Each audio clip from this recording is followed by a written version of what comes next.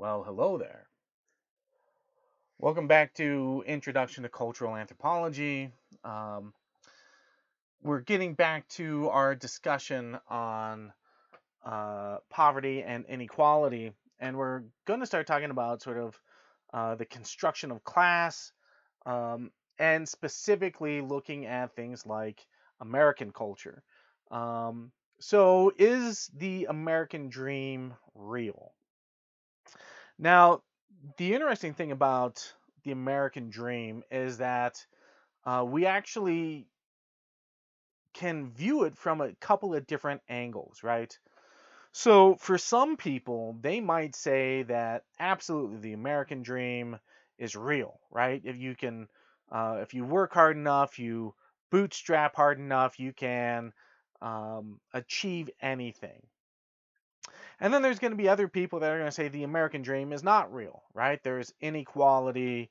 If you grew up in the poverty class in different parts of the country, your dreams might be big, but you're never going to get there because you don't have the resources to get there. So the American dream isn't real.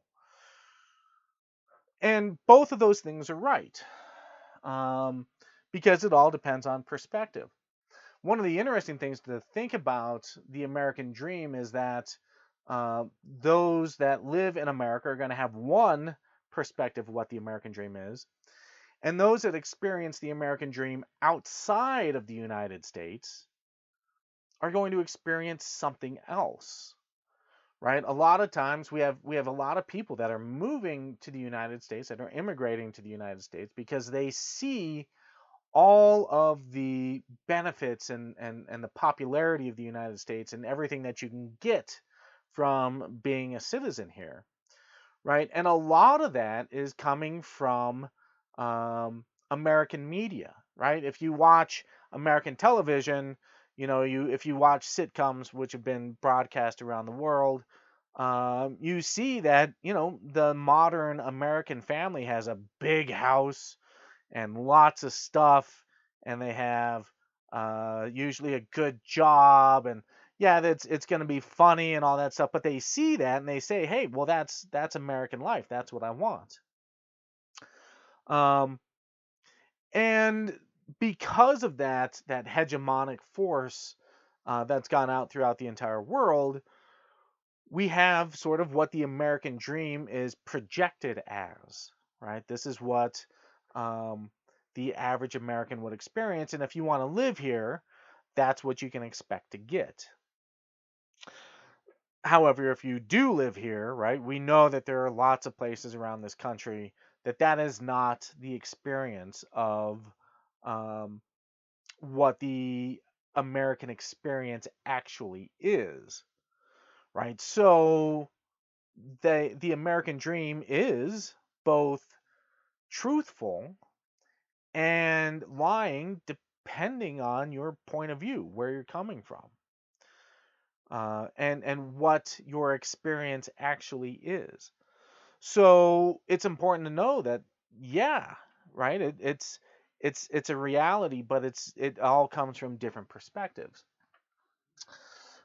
Is there social mobility within the classes in the United States?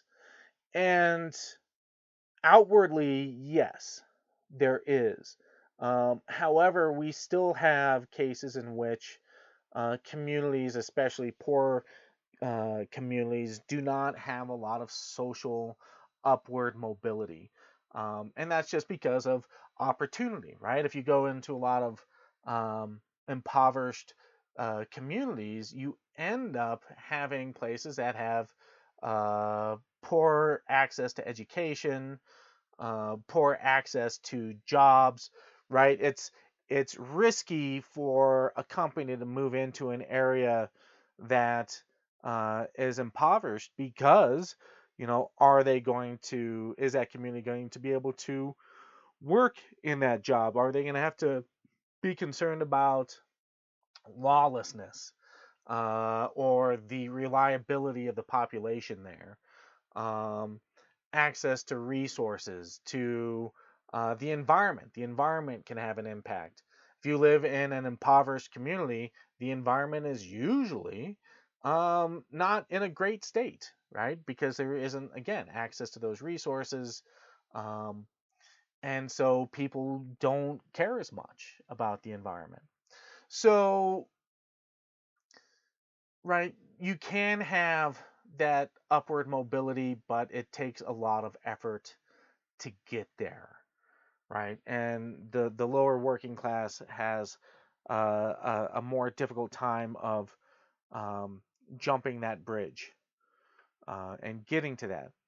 So yeah, that can be a big issue, right? If we look at the differences between um, the different working classes, right? Again, kind of going back to Marx, the proletariat and the bourgeoisie being the owners, the workers.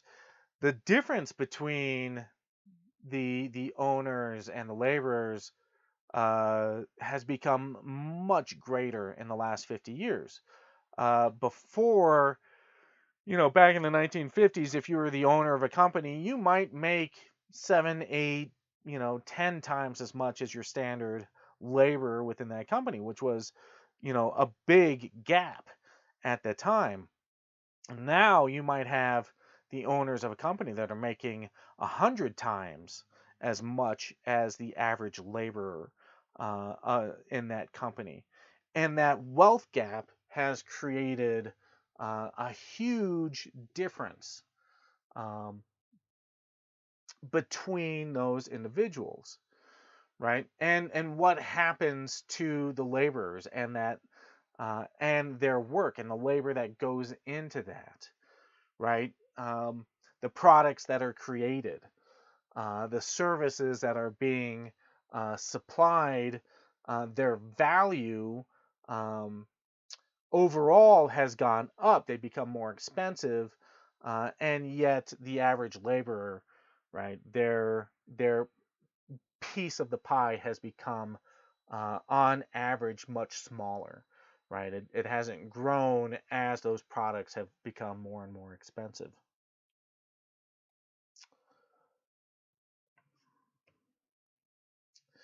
So if we look at poverty, and this is pre-pandemic, these numbers have changed a bit since the pandemic came along. But if we look at what was going on pre-pandemic, we can look at the fact that there were 43 million people in the United States that were living in a state of poverty. That's about 13.5%. Now, to live in a state of poverty, that meant that you earned less than $11,000 a year, and if you were a family of four, less than $24,000 a year. And that's not a lot of money, right? That's barely breaking even, especially considering if you think about rising housing costs and access to food and just the standard inflation that a lot of people are experiencing. Um, right, that is really tough to live on a day-to-day basis. But then we look at the numbers of that 43 million people and how they fit into um, sort of like the distribution of that poverty, right? So if we look at the Black or African American community, 24% of the community live in a state of poverty. Okay, so that's literally 1 out of 4 individuals are living at a state of poverty, and that's about 10 million people. So that's a drastic number, right? 1 out of 4. If you're a part of the Hispanic community, that's 21%. So that's about 1 out of every 5 individuals. If you're Asian, only 11%, so about 1 out of 10. But because of the size of the Asian population, it's only about 2 million people. And then if you look at white or non-Hispanic whites, you've got 9% of the population. So, just under 1 out of 10 people. But there's 17.8 million people that are in that state of poverty. So if you look at these numbers are telling two different stories. And people, depending on the story that they're trying to promote, are going to say different things, right? So you might look at that white number um, of 17.8 million and say like, oh, there's nearly enough white people that are in a state of poverty as everyone else out there, right? And so we should really be looking at improving white poverty, because there's more people in that state. While in actuality, it's only 1 out of 10 people that are experiencing it. At the same time, you look at African American populations and you've got 1 out of 4. It might not be affecting um, as many people, but it's affecting more of that particular population in average.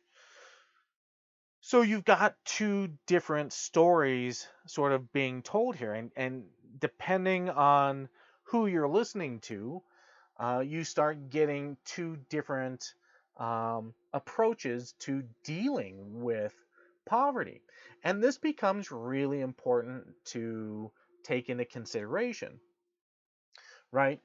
Uh, Poverty is affecting everyone at some point, right? So there's a lot of people that enter in a state of poverty, but there are historical um, differences that are in play here, right? If we look at the difference between the larger white population but the lower ratio, means on average there are less poor people within that white population.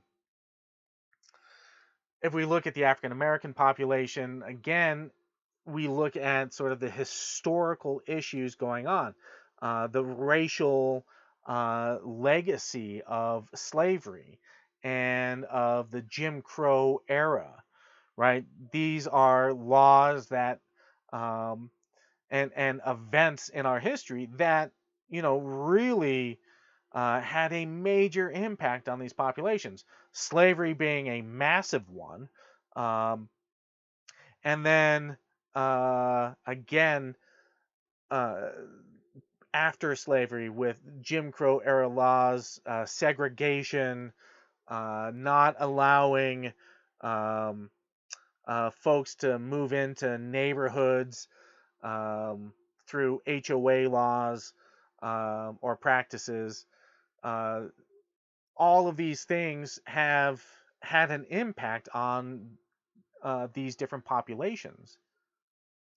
So, right, just looking at numbers isn't going to give an entire story, right? That's why paying attention to statistics such as these is important, but understanding the context in which these numbers exist is much more important, right? Why do these numbers exist? And what has happened to those populations, um, and how did they uh, get there, right? So let's talk about a culture of poverty and what that actually means. So uh, poverty can be seen as a failing of the individual, or is often considered to be. Right. So if you're poor, it's because you didn't work hard enough, or that is the perception, right? That is oftentimes the perception within American culture. And American culture oftentimes likes to see itself or consider itself to be sort of a culture of meritocracy. That being that you put enough effort into your life and you will reap the benefits, or so the disappointments and and uh, uh, and the poverty that oftentimes comes along with it.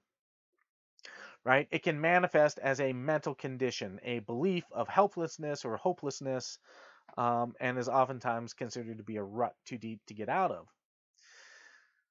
So, in a culture that says that your the reason why you're poor isn't because of any sort of historical or legacy of poverty, but that it is a failing of you or your members of your family. You just, haven't worked hard enough, right? That can create this sense of, again, like helplessness.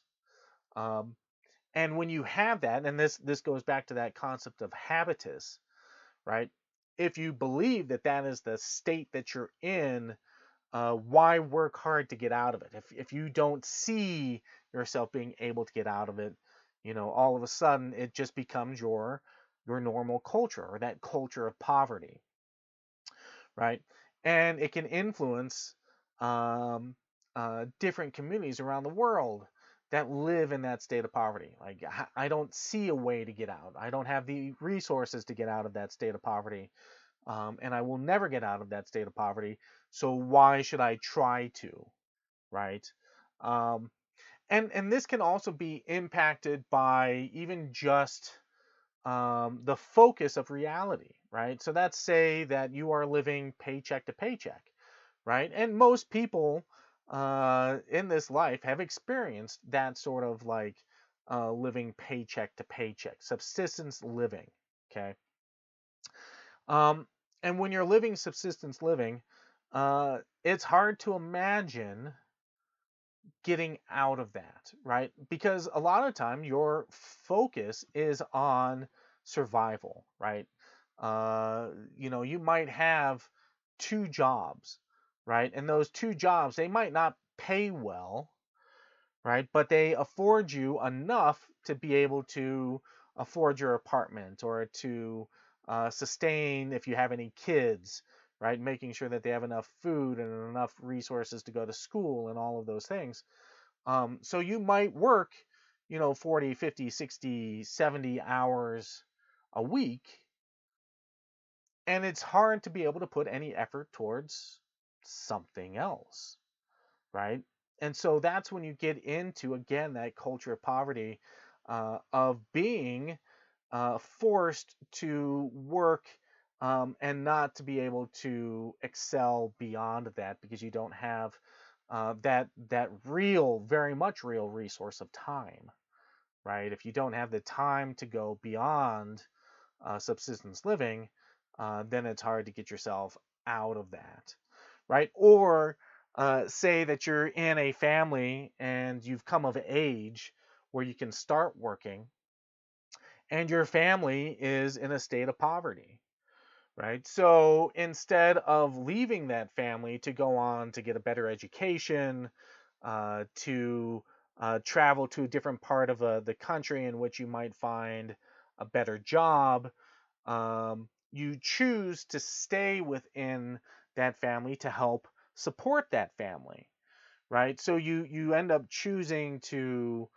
stay in a state of poverty due to your feelings of responsibility to your family members, right? To support them, um, even though you might have opportunity outside of that, right? So that can help manifest itself into this continued state of poverty. But to understand that culture of poverty, we have to look at the structure of poverty, right? And that is the actual lack of resources, jobs, education, things that are available within those various communities. Um, is there a lack of opportunities? Can a community bring itself out of poverty? And that's a really interesting question. Um, and it sort of depends on the situation of what's going on with that community, where it's located. One of the things that we're seeing within the United States is that a lot of rural communities, communities out in the country, oftentimes that have a smaller population, that are agrarian in nature, um, are becoming cultures of poverty. And that's because the resources available to those communities are dwindling, right? And that comes from flight from those communities, whether or not um, members that say that if you've got a farming community and the children of those farmers are looking for different opportunities, more opportunities that those small communities don't have, then they might um, escape to more urban areas, larger cities, places where they can get uh, a, a continued education, where there might be more opportunities for finding a mate or a companion. Um, and so there's just more opportunity, right? So depending on the community and what they have available, and this changes too. Even within things like how multimedia, television, movies, the internet has an impact on these communities.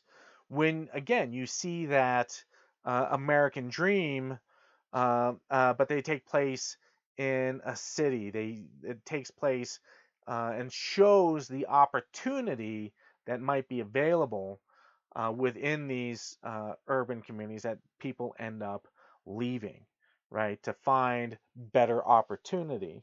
Um, so we're seeing that a lot of rural communities are starting to become more and more into an impoverished state.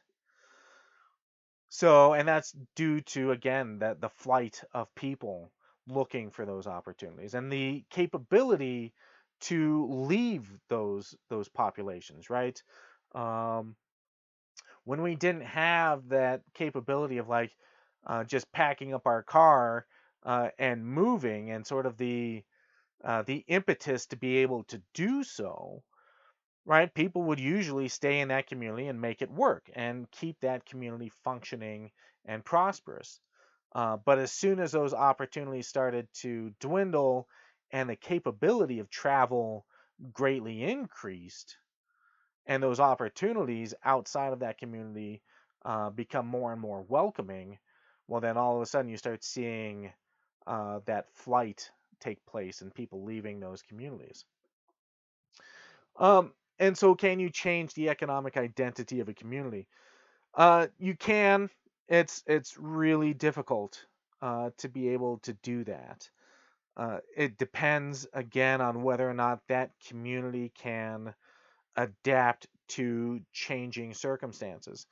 And adaptation um, oftentimes comes from the outside.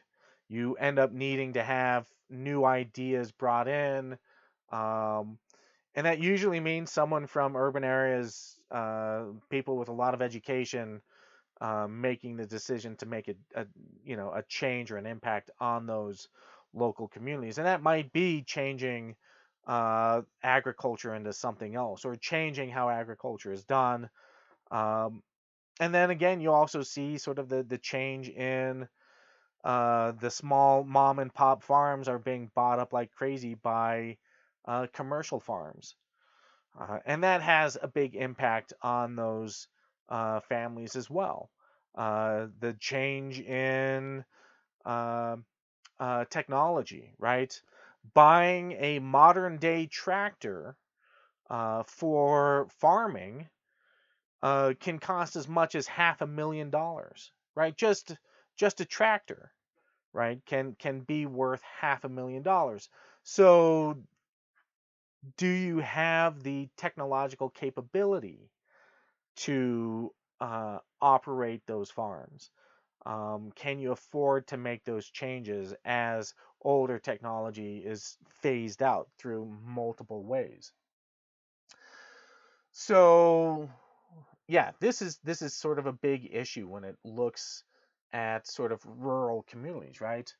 If you're looking at urban communities, the structure of poverty looks different, right? There are still some of the similar issues that you might have. Again, a lot of it comes down to access to different resources, those resources being education, um, access to good jobs, not only good jobs, but good paying jobs, and even creating a sense of community, or having things to do in that community, right? Um, if you've got a lot of stuff for people to do, um, like activities, fun activities, community building activities, uh, if you have a lack of those things, you can start running into some pretty big issues. Um, Kids get bored, right? So if those kids, they see other opportunities in other places, they might be more willing to leave to gain access to those activities. Um, if you live in a town that's got a single theater with two screening rooms to watch movies, that's not a whole lot to work with for a community. And when you can just move to a neighborhood where you can have access to all kinds of things, that starts to become really attractive. Um, there are other things like healthcare, right? If you live in one of these impoverished communities, if you don't have access to good healthcare, right, then you start seeing more illness within that community. That illness also creates more poverty, more issues. So that can be a huge aspect. Policing, right? If you live in an impoverished community, there's usually more policing. More policing means that there's probably going to be more people put into jail. Those people in jail become more of um, uh, uh, a, a drain on society, because they have to be uh, kept alive, right? There has to be resources put to them. They are also now not contributing to that resource gathering in that community. So they're one more resource that becomes a drain that could have been a gain in that community.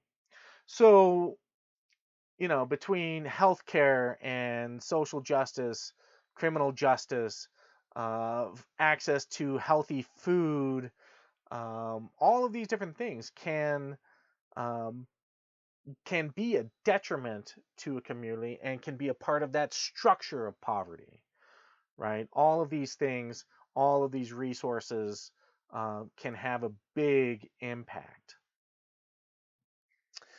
So we're going to do quick exercise. Obviously, you can't break into groups. But what I want you to think about is, what is the culture of poverty? What are some of the ways that it can be expressed?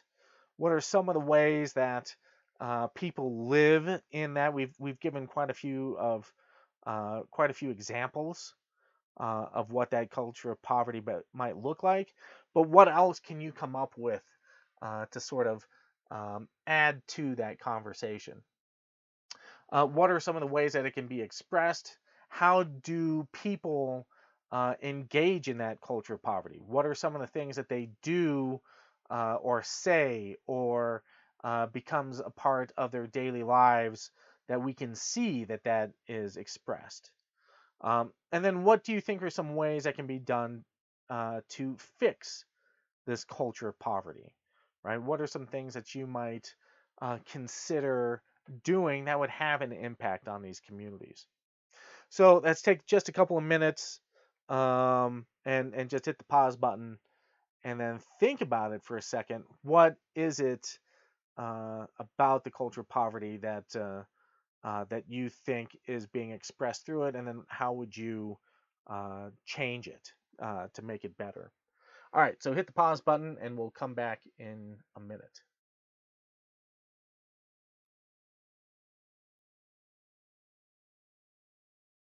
Okay, so hopefully you paused and have considered some of this stuff and written it down. So what do you think? What did you do? What did you come up with to add to this conversation?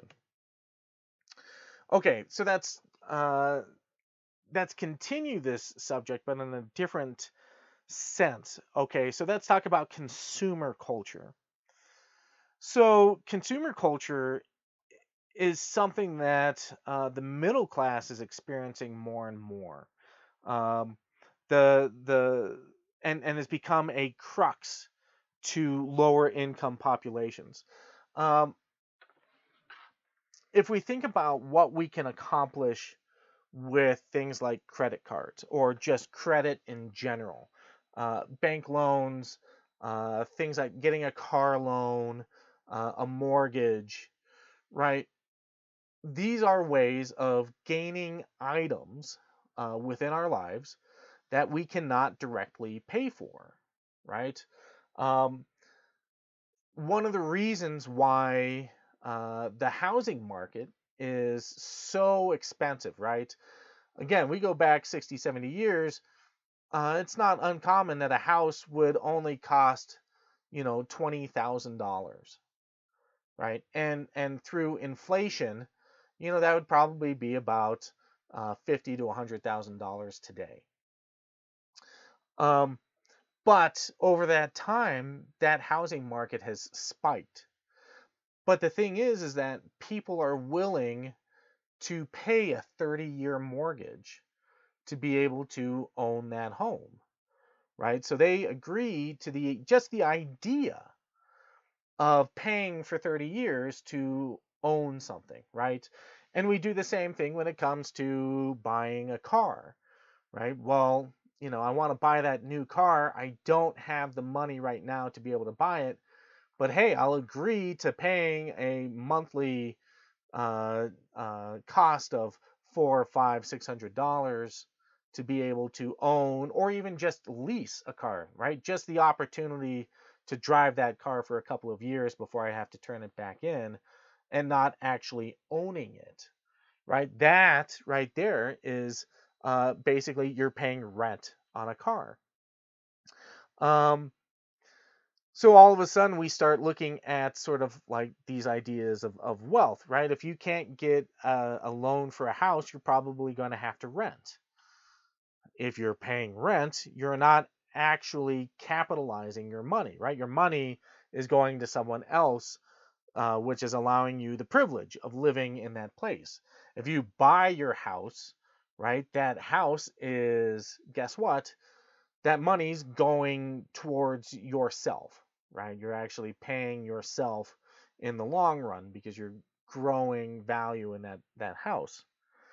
But because houses are getting so expensive, it becomes less and less likely that you're going to buy a house or buy property. Credit cards are the same way, right? You are saying that I'm willing to pay uh, a balance every month so that I can own all of these different possessions, um, which would have been unattainable before. So you end up living with more possessions, things that outwardly make you seem like you're living in the good life, but you're really up to your neck in debt, right? Um, so you've got all this stuff, but every month your paycheck goes towards paying off your credit card bill, paying your rent, paying your car loan, all of those things, and going towards paying that off. And that right there is in itself sort of a state of poverty. You don't actually own those things, they can be taken away, um, especially like a house or a car, if you fail to make those payments. Or you might end up gaining penalties, which then drastically can have a negative impact on your ability to continue paying those things off, right? So you can be in a state of poverty uh, without actually showing that off, and uh, this can oftentimes be part of sort of the consumer culture of keeping up with the Joneses, right? I don't know if you've ever heard that term, but basically, let's say your neighbor comes out, right? You got a neighbor, and that neighbor just went out and bought a brand new car, and uh, and it's a really nice car, and you'd really like to have a new car because your car is like 20 years old and it's kind of a piece, right? So you're like, hey, I need a new car, but I don't have the ability to pay for it. And then another neighbor has a new car, and another neighbor has a new car, and another neighbor has a new car, and you're now the only one on the block without a new car. And there is social pressure, right, to go out and get a new car. That, yeah, you should really go out and get one, and it's everyone in the community has one, and you're feeling that pressure to get one. So you, to keep up with appearances, go out and get a new car, even though it sends you into debt. So how do you deal with those social pressures, right? So that can have a big impact on yourself and on your community if everyone is feeling the social pressure to just go ahead and we can give you a good rate on a new car. You're going to enjoy it, and your neighbors are going to enjoy it, and you're gonna be the envy of your community with your, nice shiny new toy. So that can be a big pressure as well. Then we have things like as we shifted from sort of a single earning housecome, back in the 1950s, the Leave It to Beaver age, um, that classic show of what it was like to be, to have the American dream, the American experience. Um, we start seeing a shift in sort of the cultural shift, right? Especially as women started to enter the workforce. As it became more and more common for women to go back to work, um, to have their own income, this was not unnoticed, right? And people started realizing that, if this family has more income, then we can charge more for, our normal everyday stuff, right? And so that's like the houses becoming more and more expensive because most likely you're going to move in there with a family and you're going to have multiple incomes, and that's more of a reason to be able to charge more, right? Because now you've got access to more resources. Then you have things like the pink tax, right? These are feminine products that get taxed more because they are feminine products, right? Uh, Taxing more money or more products to gain more resources, specifically because um, of a particular gender, right? So a lot of these uh, uh, processes have increased um, the price of things, partially because of the thought that people can afford to pay more. And people agree to pay more because they can, right? It becomes this really weird cycle in which the prices increase and people are still willing to pay for them, even though, right, it's become costlier to do so. And then a lot of that also comes into play when you look at where those products are being created. Um, because of globalization, a lot of products are being made outside of the country, which means that they have to be imported in. So the cost might be uh, pretty cheap to be built overseas, but then the uh, the cost of shipping them over increases the price. The um, the acknowledgement that there can be a higher profit made off of um, those products encourage companies to keep the cost overseas, because it's cheaper to build it over there, and people are still willing to pay more and more um, here.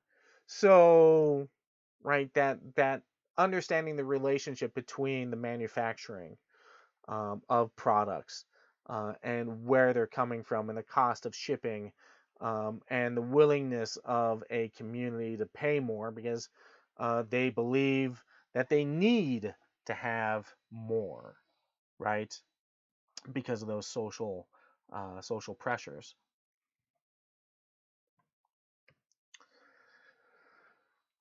So let's talk a little bit about that distribution of wealth, right? So here we know that about 2% of the world's population own about half of the world's wealth, right? That is a massive number, right? That's 2% of the population owning um, about 4 billion worths of people's wealth, right? Of what they could possibly have, right?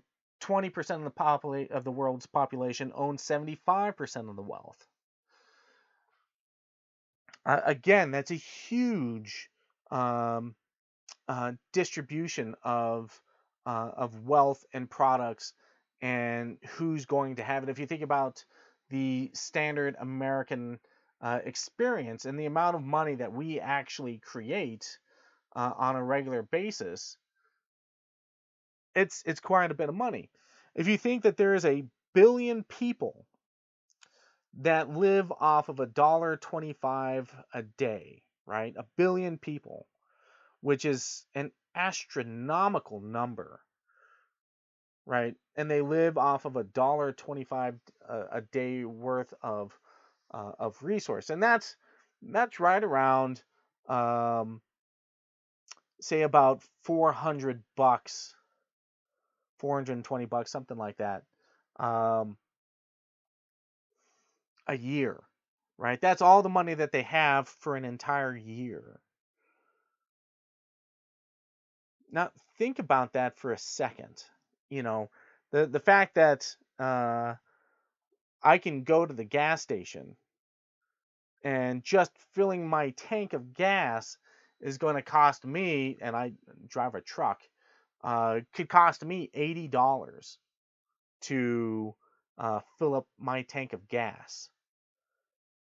Right? That's a couple of months.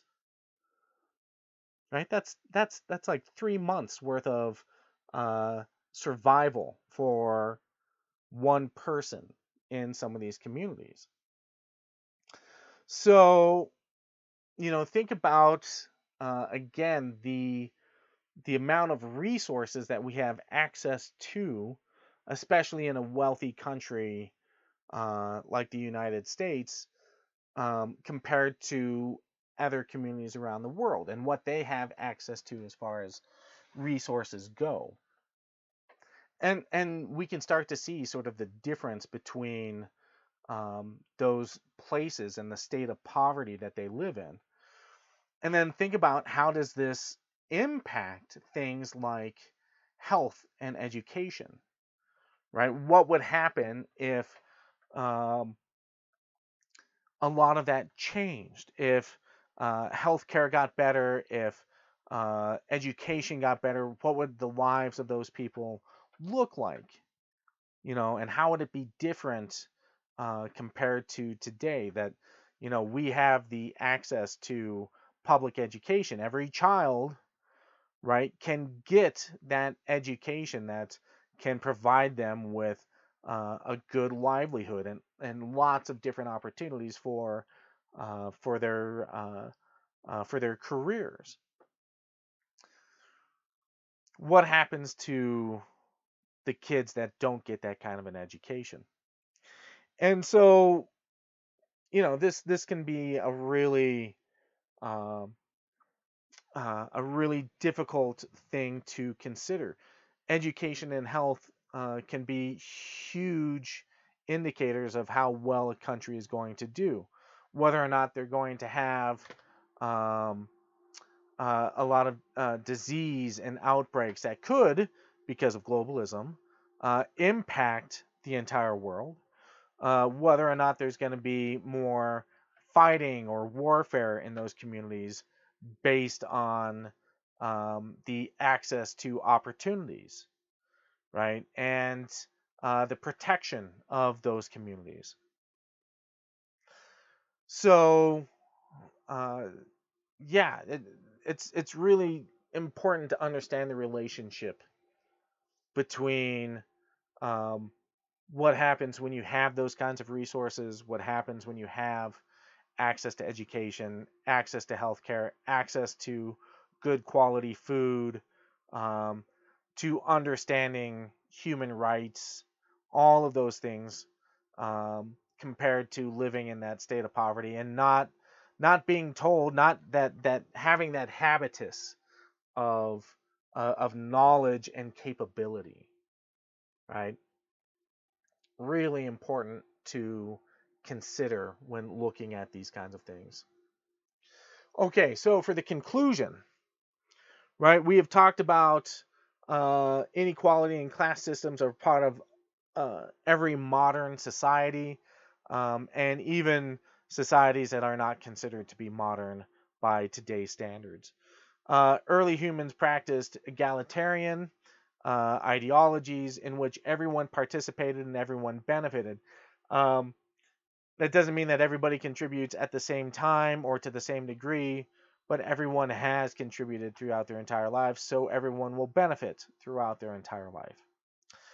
We talked about ranked societies and the practice of redistribution, where resources are given away as a means to increase prestige and strengthen relationships and alliances with other groups. There's been a lot of research by different anthropologists and other researchers about class and systems, and how they have developed over time, and trying to understand the importance of it, right? Um, the relationship between the working class and the owners, right? The bourgeoisie and the proletariat. Understanding how education and just the ability to know that you are going to succeed even if you fail, you will keep going, and that is something that is taught to you, that habitus, right? And habitus goes the other way. If you expect to fail, if you don't expect good outcomes, then those outcomes won't come about. We've talked about how poverty can be directly related to race and class.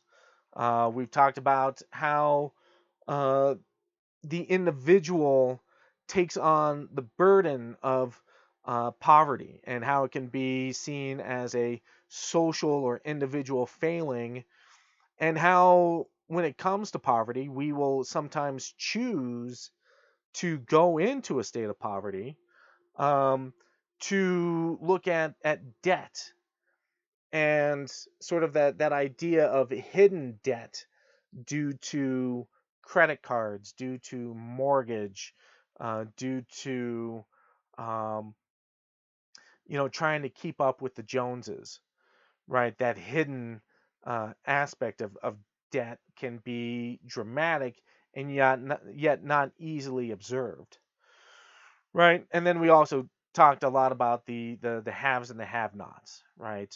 Um, to look at the disparities and differences of wealth around the world, and how different people live based upon the access to the resources that they might have.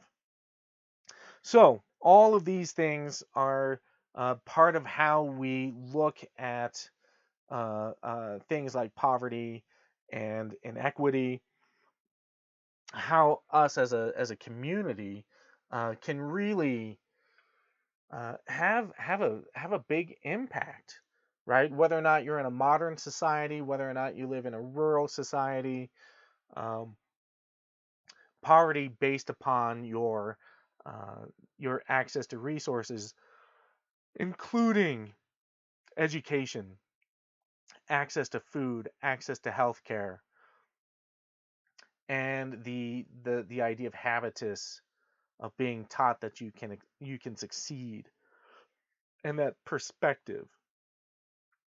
Okay, that's it for this lecture. I hope you guys are all doing well. Let me know if you have any questions or concerns. Um, and we will catch you in the next one. All right. Take it easy.